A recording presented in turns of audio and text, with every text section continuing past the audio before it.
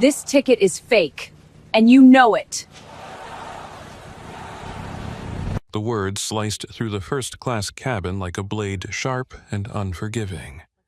Samantha Rodriguez didn't whisper the accusation. She announced it loud enough for every passenger within earshot to hear her voice dripping with authority and contempt. In her perfectly pressed Phoenix Airways uniform, she stood over the young black woman in seat 2A like a judge delivering a verdict. The cabin fell silent except for the low hum of the aircraft's engines. Passengers stopped their conversations mid-sentence, heads turning toward the confrontation unfolding just rows away. The tension was thick enough to choke on. What happened next would destroy careers, change an entire airline, and prove that sometimes the most powerful person in the room is the one you'd least expect. But before we dive into this incredible story of justice, dignity, and consequences, I want to know where you're watching from. Drop your city in the comments below. And if you believe that every passenger deserves respect, regardless of how they look, hit that subscribe button because this story is about to get intense. Now, let me take you back to where it all began, 30,000 feet above the ground, where a torn piece of paper would tear down a culture of discrimination that had been hiding in plain sight for years. Jasmine Thompson sat perfectly still in her first-class seat, her hands folded in her lap, her breathing steady, despite the accusation hanging in the air above her like a storm cloud. She was 20 years old, a junior at Howard University studying aerospace engineering, and she had paid for this seat with money saved from her summer internship. She wore a vintage band t-shirt, comfortable jeans, and sneakers that had seen better days. To most people, she looked like any other college student flying home for the holidays. To Samantha Rodriguez, she looked like a problem that needed solving. Samantha had been a flight attendant for 8 years, and in her mind, she had developed an eye for trouble. She prided herself on maintaining what she called standards in the first-class cabin. She believed she could spot passengers who didn't belong, people who had somehow acquired tickets they couldn't afford through questionable means. She was wrong about a lot of things, but she was about to be proven catastrophically wrong about Jasmine Thompson.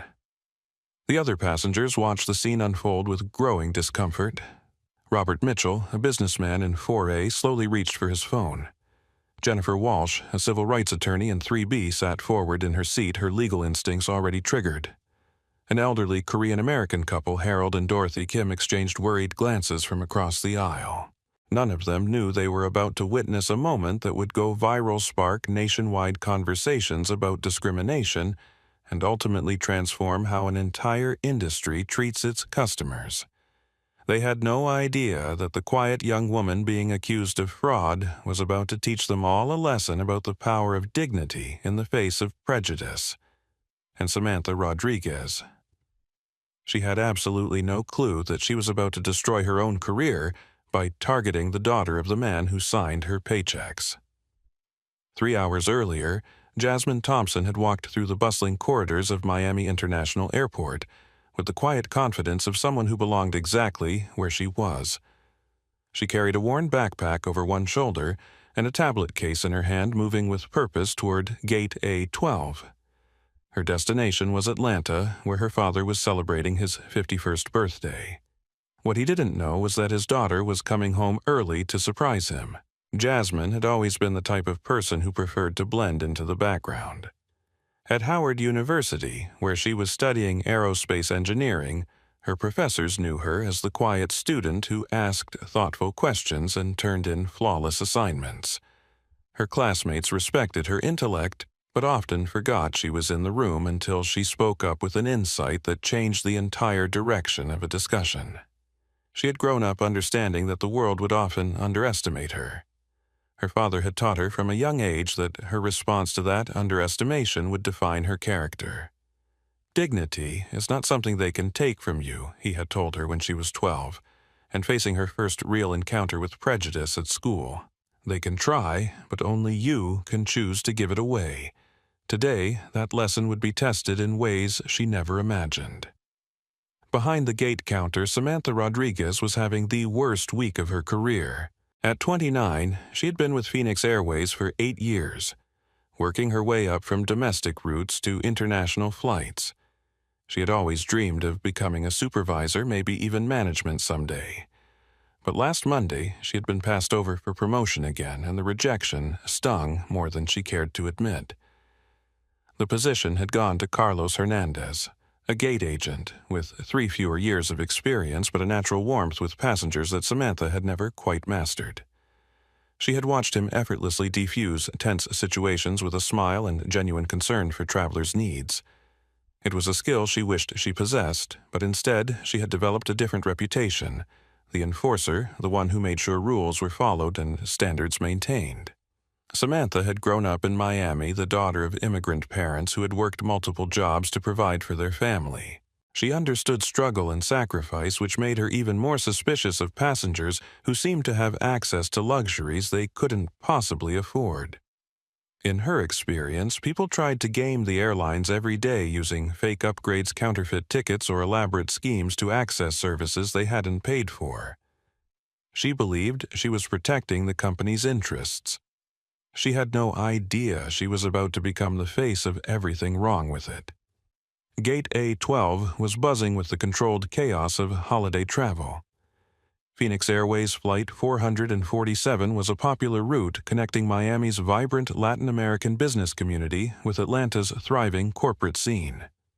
The Boeing 777-300 could carry 347 passengers, and today it was completely sold out. The first-class cabin held 16 seats each, priced at over $2,000 for the 3-hour flight. As passengers began gathering for the boarding process, Samantha surveyed the gate area with the practiced eye of someone who had seen every type of traveler imaginable. She noted the usual suspects, business executives in expensive suits checking their phones constantly, wealthy retirees dressed in designer casual wear, and a handful of younger passengers who might be traveling on corporate accounts or family money. Then her gaze landed on Jasmine Thompson, sitting quietly in the priority boarding area, and every instinct she had developed over 8 years in the airline industry told her something was wrong. The girl was young, probably college-aged, and dressed like she was heading to class rather than sitting in a section reserved for first-class passengers. Her backpack looked like it had been through several semesters of hard use, and her tablet case was worn at the edges. She wasn't checking the time anxiously like the business travelers, wasn't dressed to impress like the wealthy passengers, and she certainly didn't have the entitled demeanor Samantha associated with people who regularly flew first class. What Samantha saw was a young woman who didn't fit her mental image of who belonged in premium seating. What she missed was the quiet strength in Jasmine's posture, the focused intelligence in her eyes, and the fact that she was reviewing aerospace engineering textbooks on her tablet while waiting to board. Captain James Sullivan, a 20-year veteran of Phoenix Airways, was conducting his pre-flight briefing with characteristic efficiency. At 49, he had flown this route hundreds of times and prided himself on running a tight ship. His crew respected him. His safety record was impeccable, and his passengers rarely complained about the service under his command. But Captain Sullivan had developed some blind spots over the years. He trusted his senior crew members to handle cabin issues, rarely questioning their judgment when they reported problems. If Samantha Rodriguez said there was a passenger causing trouble, he believed her. If she recommended removing someone from the aircraft, he backed her decision. Today, that unquestioning trust would cost him his career.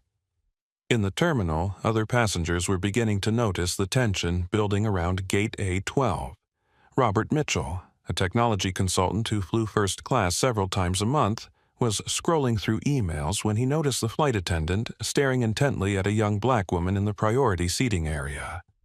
Something about the woman's body language struck him as predatory, and he made a mental note to keep an eye on the situation. Jennifer Walsh, a civil rights attorney returning from a discrimination case in Miami, was reading legal briefs when her professional instincts kicked in. She had spent years recognizing the subtle signs of racial profiling, and what she was witnessing at Gate A12 looked familiar in all the wrong ways. Harold and Dorothy Kim married for 38 years, and seasoned travelers had lived through enough history to recognize prejudice when they saw it. Harold had been a young man when the civil rights movement was fighting for basic dignity, and Dorothy had experienced her own share of discrimination as a Korean immigrant. They watched the scene developing with growing concern. None of these passengers knew they were about to become witnesses to an incident that would expose deep-rooted problems within an airline they had trusted for years. They had no idea their testimony would later be crucial in transforming not just company policies but industry standards nationwide. As the boarding announcement echoed through the gate area, Jasmine Thompson gathered her belongings and prepared to board the aircraft that would take her home to Atlanta.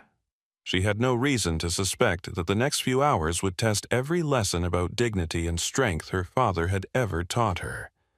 She certainly never imagined that by standing up for herself she would end up standing up for countless other passengers who had faced discrimination in silence. The boarding announcement crackled through the gate area speakers with mechanical politeness. Phoenix Airways Flight 447 to Atlanta is now boarding first-class passengers and Diamond Club members. Please approach the gate with your boarding passes ready. Jasmine Thompson gathered her backpack and tablet case, double-checking her boarding pass one final time. Seat 2, a first class.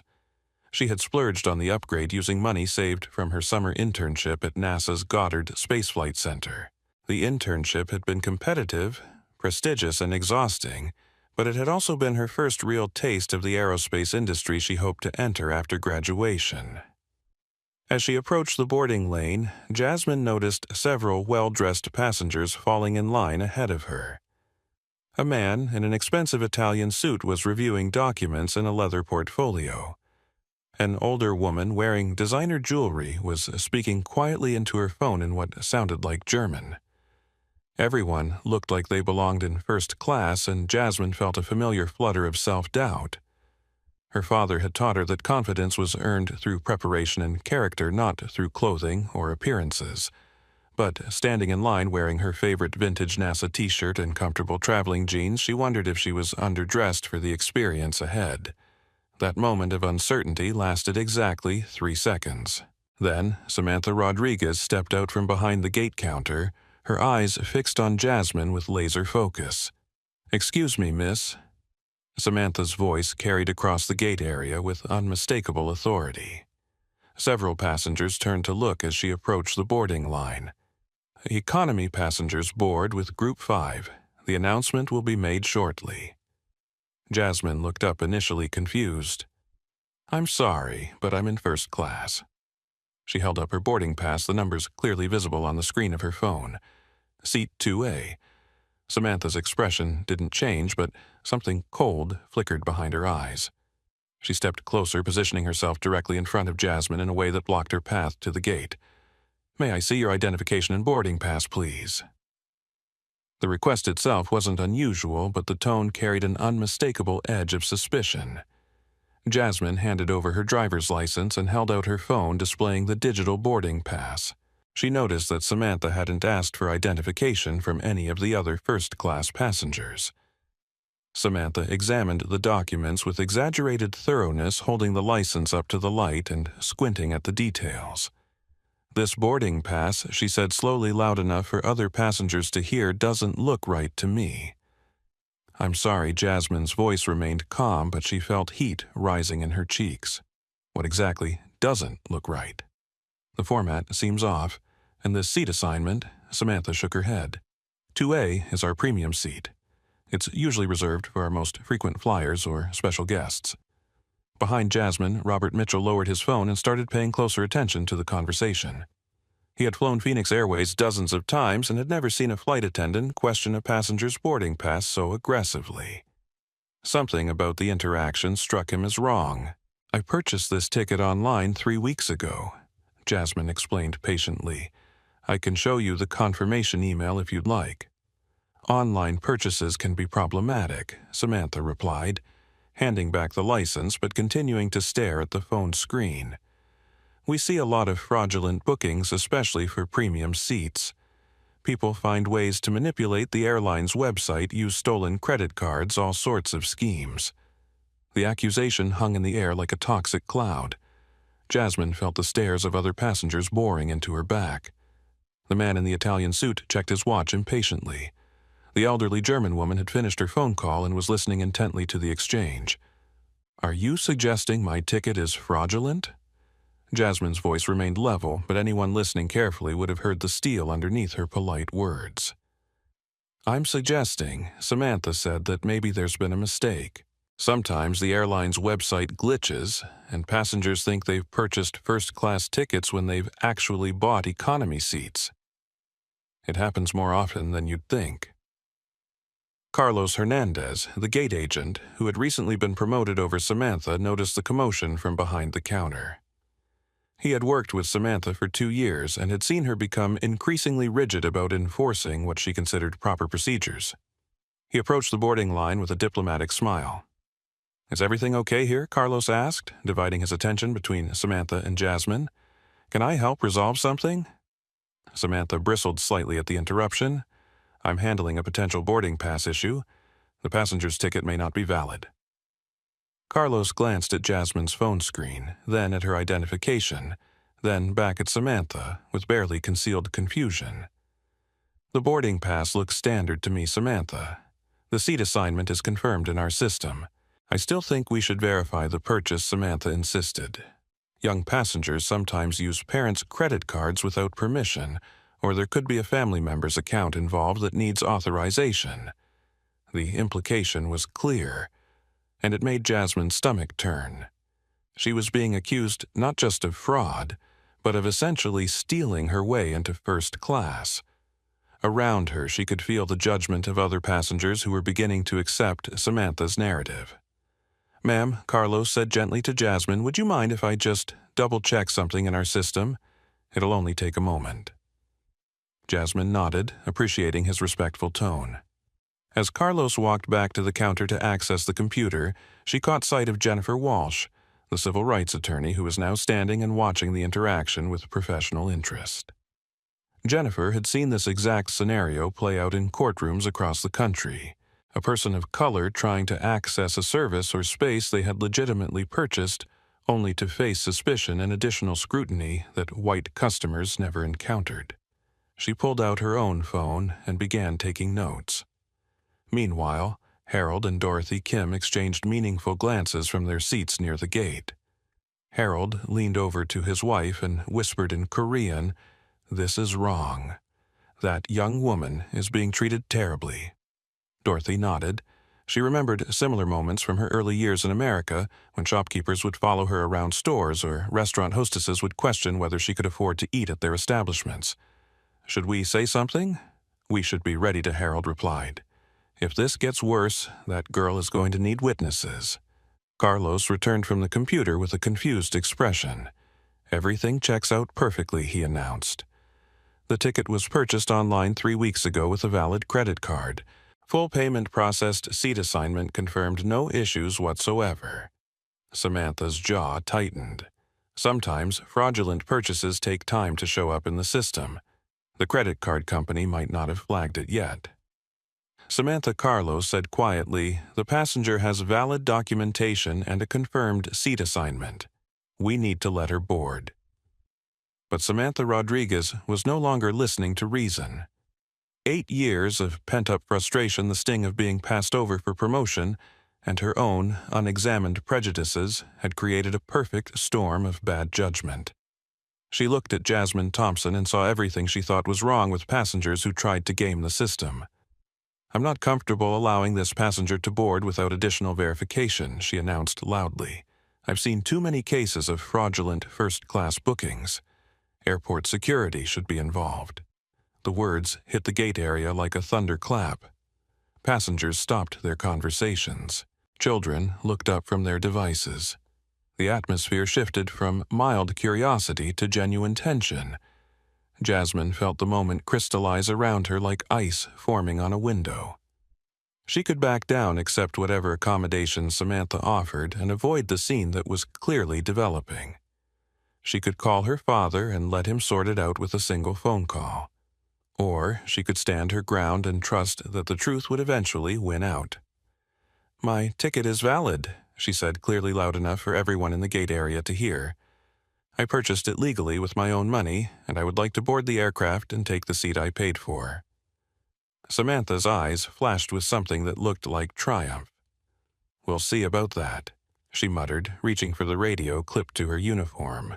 20 minutes later, after Carlos Hernandez had quietly overruled Samantha's objections and personally verified Jasmine's booking with the airport supervisor, Jasmine Thompson finally walked down the jet bridge toward Phoenix Airways Flight 447.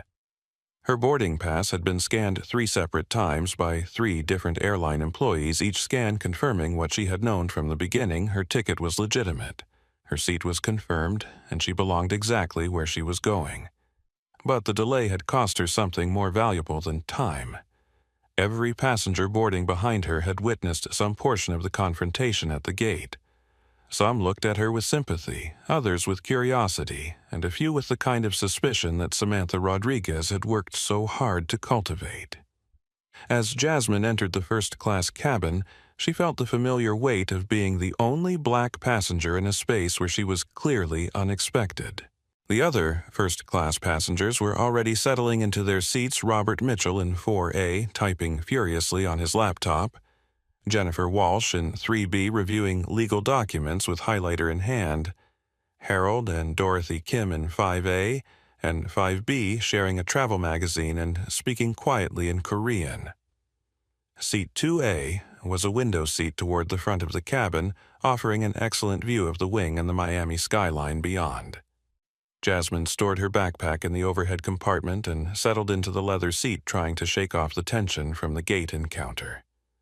She pulled out her tablet and opened the aerospace engineering textbook she had been studying, hoping to review some material for her upcoming exam on orbital mechanics. The equations and diagrams usually helped her focus, providing a mental escape into the logical, predictable world of physics and mathematics. But today she couldn't concentrate. She could feel eyes on her, and when she looked up, she saw Samantha Rodriguez standing in the galley, arms crossed, staring directly at her.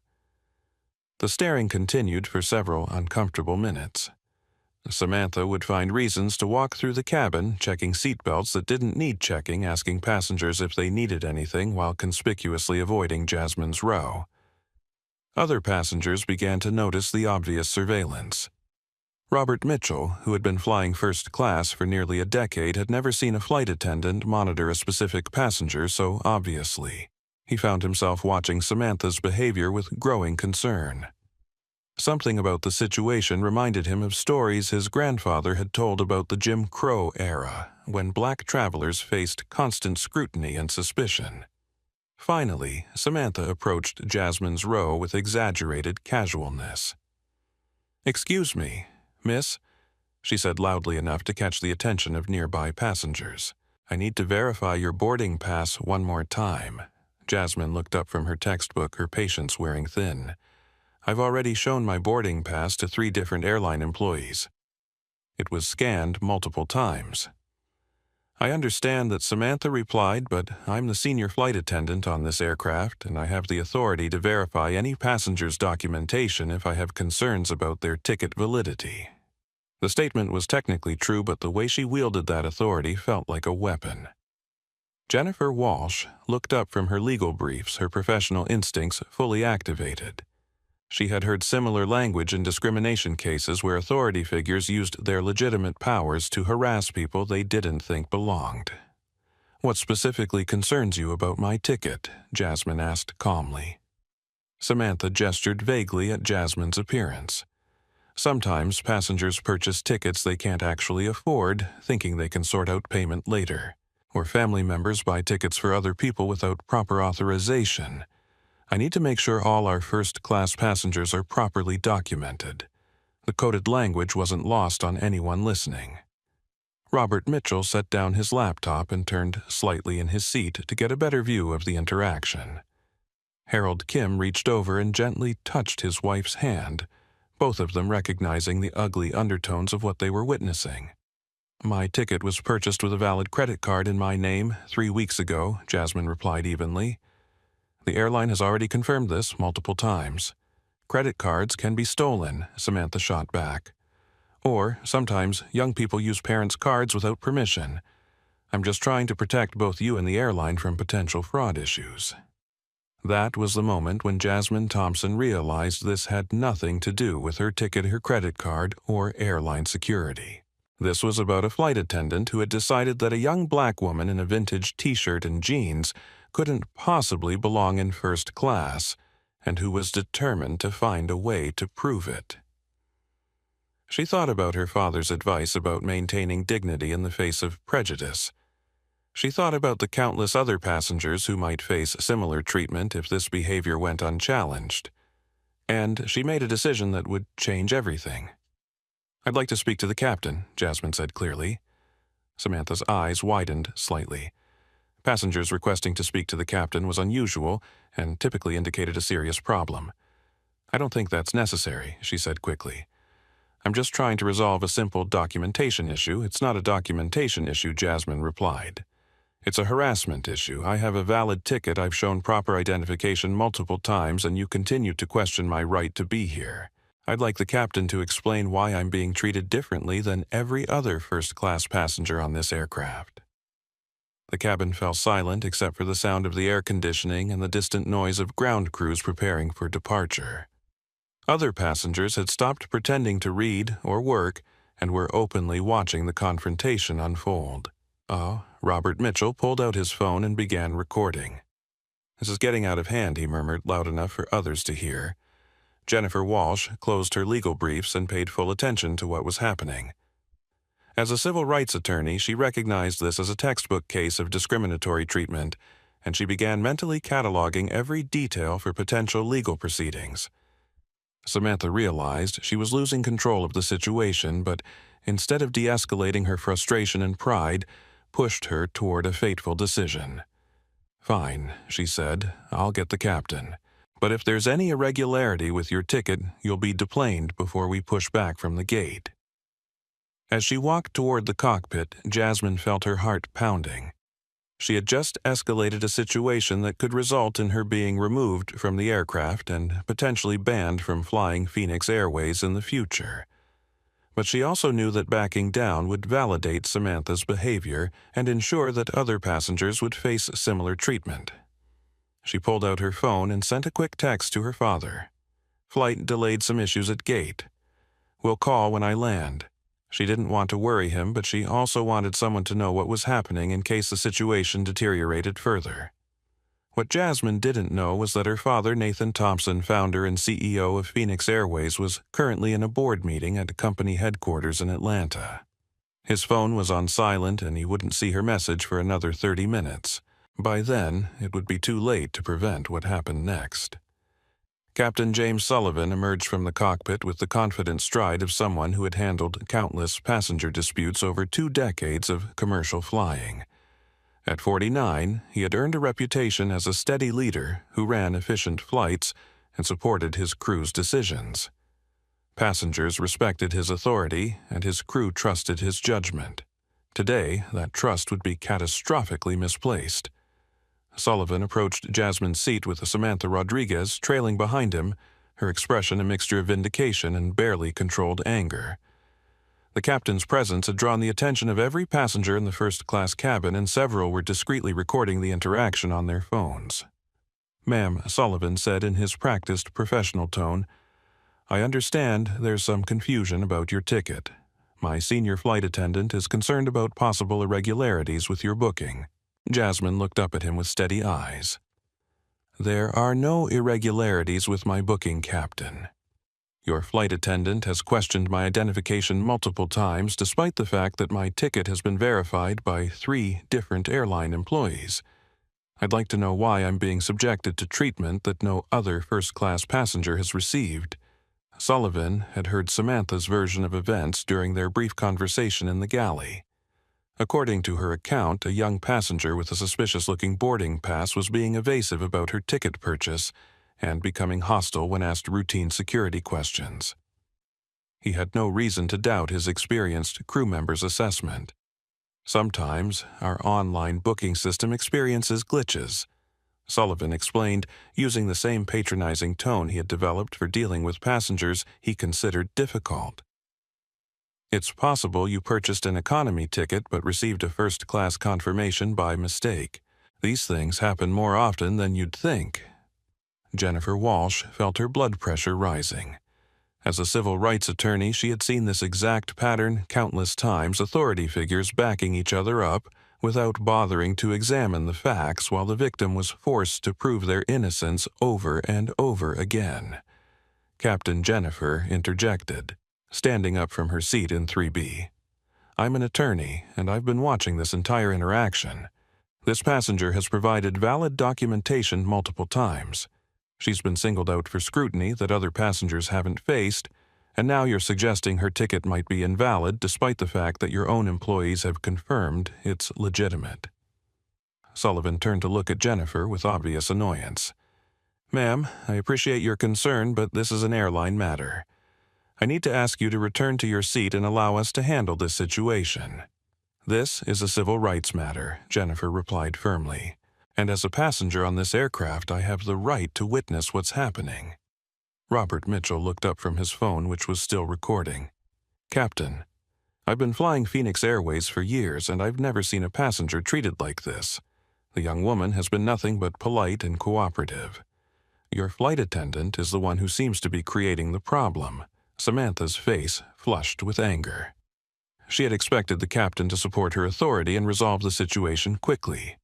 Instead, other passengers were taking the fraudulent passenger's side and making her look like the aggressor. "These passengers don't understand the security protocols we follow," Samantha said loudly. "We see attempted fraud every day, and part of our job is protecting the airline and legitimate passengers from people who try to game the system." Harold Kim spoke up from his seat across the aisle, his accented English clear and forceful. "Young lady, we have been watching. This passenger has done nothing wrong. You are the one creating problems." His wife, Dorothy, nodded emphatically. "We have seen this before many years ago. It was wrong then, and it is wrong now." Captain Sullivan felt the situation spiraling out of his control. Half his first-class passengers were now involved in what should have been a simple documentation issue. His flight was delayed, his crew was being questioned by passengers, and his authority was being challenged publicly. In his mind, there was only one way to restore order and get his aircraft moving toward its scheduled departure time. "Ma'am," he said to Jasmine, "I'm going to have to ask you to gather your belongings and come with us.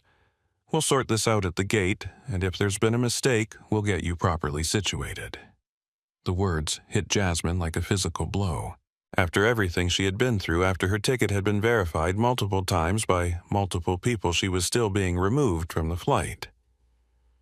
The injustice of it made her chest tighten and her hands shake with suppressed emotion. But she had promised herself she would maintain her dignity no matter what happened. She would not give them the satisfaction of seeing her break down or lose control. "Captain," she said quietly, "I am not leaving this seat. I purchased this ticket legally. I have provided all the documentation you've requested, and I have done nothing to warrant removal from this aircraft. If you force me to leave it, will be because of discrimination, not because of any legitimate security concern." The word discrimination hung in the air like an explosive device. Captain Sullivan felt his jaw clench. In his experience, passengers who played the race card were usually trying to manipulate the situation to their advantage. "Ma'am, this is not about discrimination. This is about following proper procedures and ensuring the security of all passengers on this aircraft." "Then explain to me," Jasmine said, her voice growing stronger, "why I'm the only passenger who has been required to provide additional documentation. Explain why I'm the only one who has been questioned about how I purchased my ticket. Explain why I'm the only one being threatened with removal." Samantha Rodriguez had heard enough. 8 years of pent-up frustration, the humiliation of being questioned by passengers, and her own stubborn pride combined into a moment of catastrophic poor judgment. "Fine," she snapped, reaching for Jasmine's phone, which was displaying the boarding pass. "Let's see this precious ticket of yours." Before anyone could react, before Jasmine could pull the phone away, before Captain Sullivan could stop her, Samantha grabbed the device and stared at the screen showing the digital boarding pass. "Seat 2A, she read aloud mockingly. "First class. Right. And then in a moment that would be replayed millions of times on social media, analyzed by legal experts and cited in discrimination lawsuits for years to come, Samantha Rodriguez made the worst decision of her professional life. She opened her other hand to reveal Jasmine's printed backup boarding pass, which she had apparently taken from Jasmine's belongings while she was distracted by the captain's arrival. With deliberate theatrical slowness, she tore the boarding pass in half. The sound of paper ripping echoed through the cabin like a gunshot. Oh, for a moment, nobody moved. Nobody spoke. The only sound was the gentle hum of the aircraft's electrical systems and the sharp intake of breath from a dozen witnesses. Samantha dropped the torn pieces onto Jasmine's lap with a satisfied smirk. "Oops," she said mockingly. "Looks like you'll need to get a new boarding pass." From the economy counter, the cabin erupted. "Oh my God," Robert Mitchell exclaimed, his phone capturing every detail. "That's assault," Jennifer Walsh shouted, already mentally composing the civil rights lawsuit that would inevitably follow. "This is outrageous," Harold Kim called out in his accented English while Dorothy reached for her own phone to start recording. But Jasmine Thompson sat perfectly still, staring down at the torn pieces of paper in her lap. The boarding pass that represented her right to be there, her legitimacy as a passenger, her dignity as a human being, lay in shreds. She'd been humiliated, degraded, and literally torn down in front of a cabin full of strangers. Any reasonable person would have been angry, would have shouted, would have demanded justice immediately. Instead, Jasmine Thompson did something that would ultimately prove far more powerful than any outburst could have been. She reached into her backpack, pulled out her phone, and made a call. "Hi, Dad," she said quietly, her voice steady, despite the chaos around her. "I'm having a problem with your airline." The phrase "your airline" hung in the air for exactly 3 seconds before Samantha Rodriguez let out a sharp, derisive laugh. "Right," she said mockingly, loud enough for the entire cabin to hear. "And I suppose you're related to the Pope, too." She turned to Captain Sullivan with exaggerated exasperation. "Captain, this is exactly what I was talking about. When confronted with the consequences of fraud, these people always come up with elaborate stories." But Jasmine wasn't paying attention to Samantha's mockery. She was speaking quietly into her phone, and her words were beginning to penetrate the awareness of passengers who were listening carefully. "Dad, I'm on Flight 447 to Atlanta." She continued calmly. "Gate A-12. There's been an incident with a flight attendant named Samantha Rodriguez. She tore up my boarding pass and is trying to have me removed from the aircraft." Jennifer Walsh, whose legal training had taught her to listen for important details, felt a chill run down her spine. The young woman wasn't just claiming to know someone important. She was providing specific details, specific names, as if she genuinely expected her father to be able to do something about the situation. Captain Sullivan, meanwhile, was growing increasingly impatient with what he saw as a passenger making increasingly desperate claims to avoid the consequences of her fraudulent ticket. "Ma'am, I need you to end that phone call and come with us immediately. You're disrupting the other passengers and delaying our departure." "One moment," Captain Jasmine said politely, still speaking into her phone. "Dad, the captain's name is James Sullivan. The flight attendant who destroyed my boarding pass is Samantha Rodriguez." She paused, listening. "Yes, I'm fine. No, I haven't raised my voice or done anything wrong." Robert Mitchell lowered his phone and leaned forward in his seat. Something about the young woman's demeanor was compelling. She wasn't acting like someone caught in a lie. She was acting like someone who genuinely expected help to arrive soon. Samantha's patience finally snapped completely. "That's enough," she shouted, reaching for Jasmine's phone. "Security, I need security in the first-class cabin immediately." Her call was answered within moments by 2 airport security officers who had been stationed near the gate area. Michael Torres, a 34-year-old Hispanic officer with 6 years of airport security experience, entered the aircraft first, followed by Susan Bradley, a 41-year-old white officer known for her no-nonsense approach to passenger disputes. "What seems to be the problem?" Officer Torres asked, surveying the tense scene in the first-class cabin. Samantha immediately launched into her version of events, speaking rapidly and with obvious agitation. We have a passenger with fraudulent documentation who has been disruptive and uncooperative.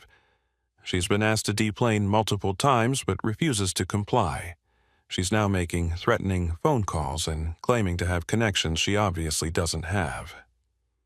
Officer Bradley looked around the cabin, noting the torn boarding pass pieces still scattered in Jasmine's lap and the numerous passengers who were recording the interaction on their phones.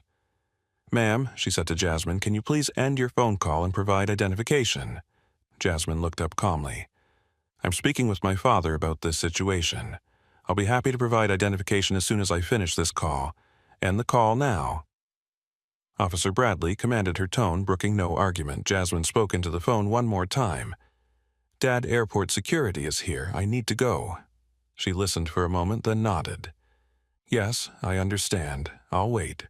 She ended the call and handed her driver's license to Officer Torres, who examined it carefully while Officer Bradley questioned Captain Sullivan about the situation. Meanwhile, Jennifer Walsh stood up from her seat, her civil rights training compelling her to intervene.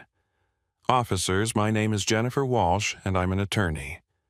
I've witnessed this entire incident from the beginning, and I need you to know that this passenger has been subjected to discriminatory treatment." Officer Torres looked up from Jasmine's identification. "Ma'am, I need you to return to your seat. We'll take witness statements if necessary, but right now we need to focus on resolving the immediate situation." "The immediate situation," Jennifer replied firmly, "is that this young woman has been harassed and humiliated by airline staff despite having valid documentation. Multiple passengers witnessed the flight attendant deliberately destroy this passenger's boarding pass." Harold Kim stood up from his seat across the aisle, his wife Dorothy beside him. "Officers, we saw everything. This young lady did nothing wrong. The flight attendant was very rude and aggressive." Officer Bradley was beginning to feel overwhelmed by the number of passengers who seemed to be supporting the accused fraudster. In her experience, legitimate fraud cases were usually clear-cut with obvious evidence and minimal passenger sympathy for the perpetrator. "Let me see the boarding pass," she said to Samantha. Samantha gestured toward the torn pieces still in Jasmine's lap. She was carrying what appeared to be a fraudulent boarding pass. When I attempted to examine it more closely, it came apart. Robert Mitchell let out a short, incredulous laugh. "That's not what happened at all. The flight attendant deliberately tore up her boarding pass in front of all of us. I have it on video if you'd like to see it." Officer Torres felt his stomach sink. Passenger disputes were complicated enough without video evidence that contradicted crew member statements. "Sir, can you please show me that video?" As Robert began pulling up the recording on his phone, Officer Bradley was examining Jasmine's identification and trying to make sense of the situation. "Miss Thompson, can you explain how you purchased your ticket? I bought it online 3 weeks ago using my own credit card," Jasmine replied calmly. "The purchase was verified by multiple airline employees before boarding. I have the confirmation email, credit card statement, and digital boarding pass on my phone if you'd like to see them." Officer Torres watched Robert Mitchell's video with growing concern. The footage clearly showed Samantha Rodriguez deliberately tearing up what appeared to be a legitimate boarding pass while making mocking comments about the passenger. Nothing in the video suggested fraudulent activity on Jasmine's part. "Miss Rodriguez," he said to the flight attendant, "can you explain why you destroyed this passenger's boarding pass?" Samantha's face flushed red. The document looked suspicious. "I was following security protocols for potential fraud cases." "What specifically looked suspicious about it?" Officer Bradley asked. The format was wrong, and the seat assignment seemed inconsistent with the passenger's profile. Jennifer Walsh couldn't contain herself any longer. "Officers, what you're witnessing is textbook racial profiling. This passenger was targeted because of her race and age, not because of any legitimate security concerns." Officer Torres was beginning to reach the same conclusion, but he needed to follow proper procedures. "Miss Thompson, I'm going to need you to come with us while we sort this out. If your documentation is legitimate, we'll have you back on board quickly." It was at that moment that Jasmine's phone began ringing with a call from an unknown number. She looked at the screen, then at the security officers. May I answer this? I believe it's related to this situation. Officer Bradley nodded reluctantly, and Jasmine answered the call on speakerphone. Miss Thompson, this is Diana Rodriguez, Vice President of Operations for Phoenix Airways. Your father asked me to contact you immediately. Are you safe and unharmed? The cabin fell absolutely silent. Samantha Rodriguez felt the blood drain from her face as she heard her own last name spoken by a Phoenix Airways executive. Officer Torres exchanged glances with his partner, both of them realizing that this situation had just become far more complicated than a typical passenger dispute. I'm fine, Miss Rodriguez, Jasmine replied calmly, though I've been subjected to discriminatory treatment by your staff. I understand, and I want to assure you that we take such allegations extremely seriously. I'm currently reviewing the incident with our security team and legal department. Is Captain Sullivan available to speak with me? Captain Sullivan, who had been growing increasingly uncomfortable as the situation developed, reluctantly took Jasmine's phone. This is Captain Sullivan. Captain, this is Diana Rodriguez, VP of Operations. I need you to immediately suspend any action against Miss Thompson pending a full investigation of this incident. I also need you to preserve all security footage and documentation related to this matter. Sullivan's hands began to shake slightly as he realized the implications. Ma'am, I was just following standard security procedures based on my crew's assessment. Captain, the passenger you're attempting to remove is Jasmine Thompson, daughter of Nathan Thompson, founder and CEO of Phoenix Airways. She is traveling on a legitimate ticket purchased with company approval. Any further action against her without cause would constitute a serious violation of company policy. The phone call was still on speaker, which meant every passenger in the first-class cabin heard the announcement. Samantha Rodriguez sank into a nearby seat, her face pale with the realization of what she had done. She had not only harassed a legitimate passenger, she had attacked the boss's daughter. Officer Torres cleared his throat. Miss Rodriguez, given this new information, I think we need to reassess the situation. Miss Thompson, you're free to remain in your seat. Officers will be conducting a full investigation of the allegations of discriminatory treatment. But even as the immediate crisis began to resolve, Jasmine Thompson knew that the real reckoning was just beginning. Through the aircraft's windows, she could see a convoy of black SUVs pulling up to the gate, and she recognized the purposeful stride of the man getting out of the lead vehicle. Her father had arrived, and Phoenix Airways was about to learn what happened when someone targeted Nathan Thompson's daughter. Nathan Thompson ended the emergency call with his operations team and stepped out of the black SUV with the measured calm of a man who had built a billion-dollar airline from a single aircraft and 3 employees. At 51, he had weathered industry recessions, regulatory challenges, and countless competitive threats. But nothing had ever made him as quietly furious as the phone call he had received 20 minutes ago. His daughter was being discriminated against on his own airline. Behind him, a small army of Phoenix Airways executives emerged from the convoy of vehicles. Diana Rodriguez, VP of Operations, was already coordinating with airport security through her earpiece. Frank Kowalski, Chief Security Officer and former FBI agent, was reviewing incident reports on his tablet as he walked. Patricia Liu, Regional Manager for Southeast Operations, was fielding calls from the company's legal department. Sir Diana said as they approached the gate area, "We've confirmed that, miss. Thompson is safe and has been cleared by airport security. The incident is contained, but we have multiple passengers recording video, and social media activity is already beginning to spike." Nathan nodded grimly.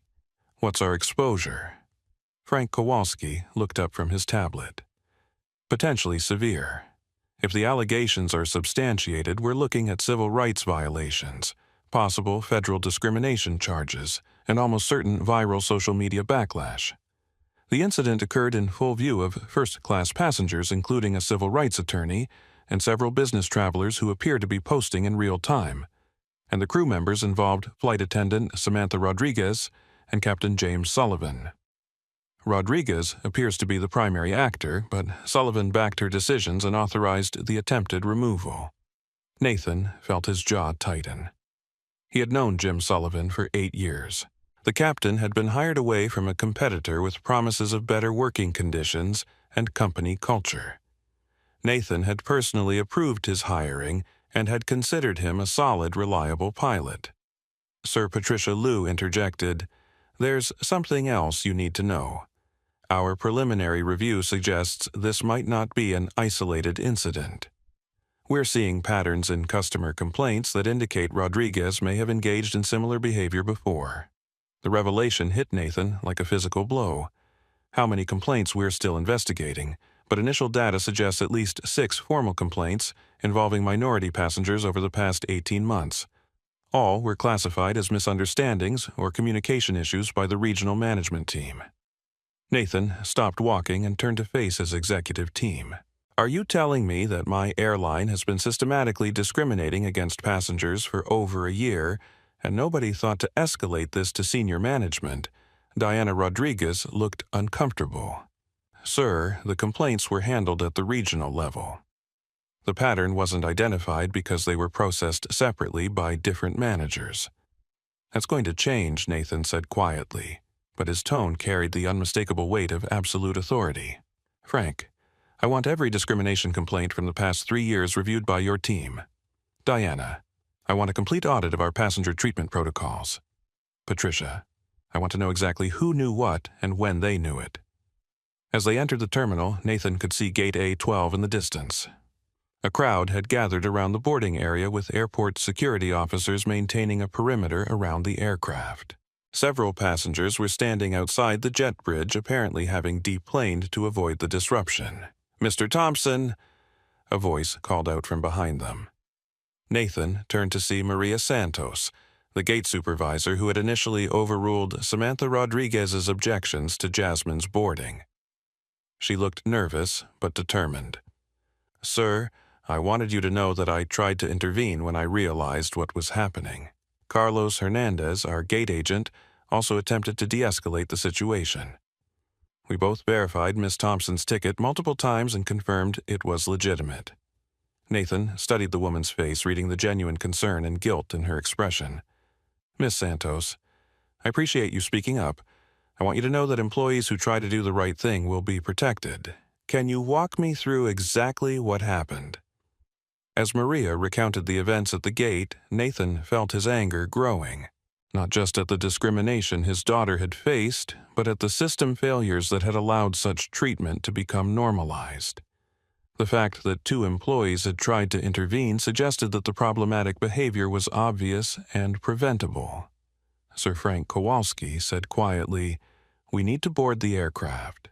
Miss Thompson is still in seat 2A, and the other passengers are growing restless." Nathan nodded and walked purposefully toward the jet bridge. As he stepped onto the aircraft, he could immediately sense the tension in the air. The first-class cabin buzzed with nervous energy, with passengers whispering among themselves and several still holding phones that were clearly recording. He saw his daughter immediately. Jasmine was sitting calmly in seat 2A, her aerospace engineering textbook open in her lap. The torn pieces of her boarding pass arranged neatly on the seat-side table. She looked up as he approached, and Nathan felt his heart break at the quiet dignity in her eyes. "Hey, Dad," she said softly. Nathan leaned down and hugged his daughter gently, acutely aware that dozens of phones were capturing the moment. "Are you okay, sweetheart? I'm fine. Just tired." Nathan straightened and surveyed the cabin. He recognized the civil rights attorney from news coverage, the businessman who appeared to be live streaming on social media, and the elderly couple who were watching the interaction with obvious sympathy. "Ladies and gentlemen," he said in a clear, calm voice that carried throughout the cabin, "my name is Nathan Thompson. I'm the founder and CEO of Phoenix Airways. I want to personally apologize for the unacceptable treatment my daughter has received, and for the disruption this has caused to your travel." Robert Mitchell lowered his phone. "Mr. Thompson, I've been flying your airline for years, and I've never seen anything like what happened here today. Your flight attendant was completely out of line." "I agree completely, sir, and I want to assure you that there will be immediate and appropriate consequences for the behavior you witnessed." Jennifer Walsh stood up from her seat. Mr. Thompson, I'm Jennifer Walsh, a civil rights attorney. What I witnessed today was textbook discrimination. Your daughter handled herself with remarkable grace, but she shouldn't have had to endure that treatment at all. Nathan nodded grimly. Miss Walsh, you're absolutely right. The behavior you witnessed violates every principle my company was built on. I founded Phoenix Airways with the belief that every passenger deserves to be treated with dignity and respect, regardless of their background or appearance. Harold Kim spoke up in his accented English. Mr. Thompson, your daughter is a very brave young woman. She stood up for herself with great dignity. Thank you, sir. She learned that from her mother. Nathan looked around the cabin one more time, meeting the eyes of each passenger who had witnessed his daughter's humiliation. I want you all to know that what happened here today will result in fundamental changes to how Phoenix Airways trains and monitors our staff. No passenger should ever face the treatment my daughter received. At that moment, Captain Sullivan appeared from the cockpit, his face pale and his hands visibly shaking. Behind him came Samantha Rodriguez, escorted by airport security officers. Nathan turned to face them both, and the cabin fell absolutely silent. Captain Sullivan, Miss Rodriguez. His voice was quiet, but it carried the unmistakable weight of judgment. I think we need to have a conversation. The silence in the first-class cabin was absolute as Nathan Thompson stood face-to-face with the two Phoenix Airways employees who had humiliated his daughter. Captain James Sullivan's 20-year career flashed before his eyes as he met the gaze of the man who had personally hired him. Samantha Rodriguez stood behind the airport security officers, her face drained of all color, as the full magnitude of her actions finally sank in. Captain Sullivan Nathan said calmly, "Would you like to explain to me why my daughter was threatened with removal from an aircraft she had every right to be on?" Sullivan's mouth opened and closed several times before he found his voice. "Sir, I was responding to concerns raised by my senior flight attendant about potential documentation irregularities. I was following standard security protocols." "Standard security protocols," Nathan repeated slowly. "Tell me, Captain, what specific irregularities did you observe in my daughter's documentation?" The question hung in the air like a sword. Sullivan realized he had never actually examined Jasmine's documentation himself. He had simply trusted Samantha's assessment and acted on her recommendations.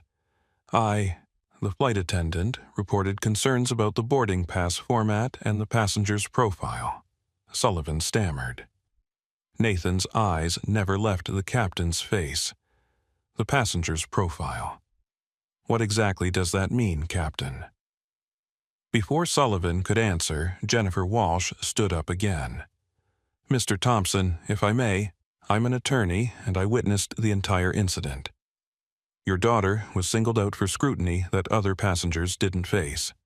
When asked to explain the irregularities, your flight attendant made vague statements about the passenger not looking right for first class." Robert Mitchell nodded vigorously. "That's exactly what happened. The flight attendant kept staring at your daughter from the moment she sat down, then started questioning her ticket for no apparent reason." Harold Kim spoke up from his seat. "Mr. Thompson, we have traveled many times and we know discrimination when we see it. Your daughter was treated very badly." Nathan turned his attention to Samantha Rodriguez, who was now visibly trembling. "Miss Rodriguez, you've been with Phoenix Airways for 8 years. In that time, have you ever torn up a passenger's boarding pass?" Samantha's voice came out as barely a whisper. "No, sir. Have you ever questioned a first-class passenger's right to their seat based on their appearance?" "I was concerned about fraud, sir. We're trained to watch for suspicious behavior." "Suspicious behavior," Nathan repeated. "Miss Rodriguez, my daughter, is a junior at Howard University studying aerospace engineering. She earned her ticket to that seat through a NASA internship. What exactly was suspicious about her behavior? The question exposed the hollowness of Samantha's justifications. Jasmine had been quiet, polite, and cooperative throughout the entire ordeal. She had provided documentation when requested, answered questions respectfully, and maintained her composure even when being publicly humiliated. Diana Rodriguez, the VP of Operations, stepped forward with a tablet in her hands. "Sir, I've been reviewing Miss Rodriguez's service record while we were walking to the aircraft. She's received multiple complaints over the past 18 months, all involving minority passengers in premium cabin. The revelation sent a murmur through the cabin. Several passengers pulled out their phones again, realizing they were witnessing not just the aftermath of a single incident, but the exposure of a pattern of discriminatory behavior. Multiple complaints. Nathan said, his voice growing colder. Miss Rodriguez, were you aware that passengers had complained about your treatment of minority travelers? Samantha's shoulders sagged. I received some feedback, but my supervisor said they were isolated incidents. Misunderstandings. Nathan looked around the cabin at the passengers who had witnessed the events. Miss Walsh, as an attorney, would you characterize what you witnessed as a misunderstanding? Jennifer Walsh shook her head firmly. Absolutely not. What I witnessed was deliberate targeted harassment based on racial profiling. The flight attendant made assumptions about your daughter's legitimacy as a passenger based solely on her appearance and demographics. Frank Kowalski, the chief security officer, approached Nathan with his tablet. Sir, I've just received preliminary results from our complaint database analysis. Over the past 3 years, Ms. Rodriguez has been involved in 17 incidents involving minority passengers. All were classified as service issues rather than discrimination complaints. The number hit the cabin like a thunderbolt. 17 incidents meant this wasn't an isolated case of bad judgment. It represented a pattern of behavior that had been allowed to continue unchecked for years. Nathan felt a cold fury building in his chest. 17 incidents. Captain Sullivan, as the senior crew member on this aircraft, were you aware of Miss Rodriguez's history of problematic interactions with minority passengers? Sullivan shook his head rapidly. No, sir. I had no knowledge of any prior complaints. Yet you supported her decision to remove my daughter without examining any evidence yourself. The captain realized he was trapped by his own lack of due diligence. Sir, I trusted my crew's professional judgment. Your crew's professional judgment, Nathan said, led to my daughter being publicly humiliated, having her boarding pass destroyed, and being threatened with arrest. All because a flight attendant decided she didn't look right for first class. Patricia Liu, the regional manager, had been reviewing incident reports on her phone. She looked up with obvious distress. Sir, there's more. The complaints involving Miss Rodriguez weren't just filed and forgotten. They were actively minimized by regional management. Several passengers who filed formal complaints were told their concerns were unfounded or based on misunderstandings. Nathan turned to look at his daughter, who had been listening to the conversation with remarkable composure. Jasmine, how are you holding up? I'm okay, Dad. But I keep thinking about all the other passengers who went through this and didn't have someone who could call the CEO. Her words cut through Nathan's anger and reached something deeper. This wasn't just about his daughter anymore. It was about every passenger who'd been profiled, harassed, or humiliated by employees who thought they could get away with it because their victims had no recourse. You're right, Nathan said quietly, and that stops today. He turned to address the cabin full of passengers who had become unwitting witnesses to a corporate reckoning. Ladies and gentlemen, I want you to know that what happened here today represents a complete failure of the values Phoenix Airways was built on. My daughter shouldn't have had to endure this treatment, and neither should any passenger on my airline. Dorothy Kim spoke up in her soft voice. Mr. Thompson, your daughter handled this situation with great dignity. You should be proud of her. Nathan smiled for the first time since entering the aircraft. I am incredibly proud of her, but I'm ashamed that she had to demonstrate that dignity in the face of such unprofessional treatment from my own employees. Robert Mitchell had been recording the entire interaction. Mr. Thompson, I have to ask, what happens next? This video is going to be seen by millions of people. Nathan nodded grimly. What happens next is that Phoenix Airways takes responsibility for what occurred here today and implements changes to ensure it never happens again. Miss Rodriguez and Captain Sullivan, you're both suspended immediately pending a full investigation. The words hit both employees like physical blows. Sullivan's face went ashen as he realized his career was effectively over. Samantha Rodriguez began crying quietly, finally understanding the full consequences of her actions. But Nathan Thompson wasn't finished. The reckoning had only just begun.